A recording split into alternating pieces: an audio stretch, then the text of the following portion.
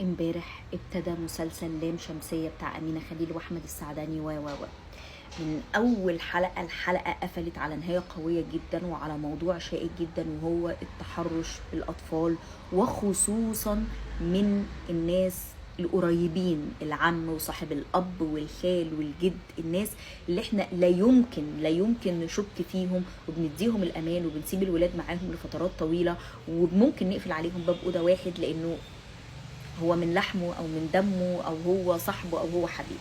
اتفرش للموضوع فرشه حلوه قوي، ان هو بين الاضطرابات الكتير اللي عند الولد، العصبيه الزياده، مصمم يلبس هدوم معينه، عنده مشاكل نفسيه كتير ومش مفهوم ايه. يعني ممكن الامهات ما تاخدش بالها، في امهات ما تاخدش بالها، تقول لك اصل الولد اتغير، اصل هو بيمر بمرحله مراهقه، اصل مش عارفه ايه، اصل المدرسه، اصل السلوكيات المدرسه. في امهات ما بتاخدش بالها، ممكن اكون انا من الامهات دي.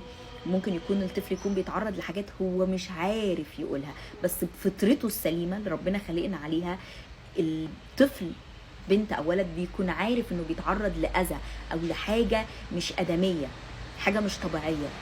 سيبنا كل اللطافه بقى، وان احنا بنناقش موضوع مهم ودي ناس قال لك شوف جايبين عيل صغير وبيتكلموا قدامه عن التحرش، والمفروض ان هو اتعرض للتحرش، ولكن مفيش مشهد في تعرض للتحرش. يعني هما الام دخلت وقالت انه بيتعرض للتحرش، لكن الطفل مفيش مشهد خدش حياءه مثلا. شوف جايبين الواد الصغير، طب وده طفل، طب الذمه ده يقولوا له ايه ولا هيفهموه الموضوع ازاي؟ وسيبنا الموضوع المهم ومسكنا في حاجه فرعيه كالعاده يعني. مع ان هم كاتبين وقايلين ان احنا استعنا بناس في متخصصه في الموضوع ده عشان نوعي الطفل ونفهمه هو هيمثل ايه وتكون مشاعره ايه. بس احنا هنسيب كل الموضوع المهم والليله دي ونمسك في ان احنا ازاي قلنا للطفل مش عارفه ايه كالعاده.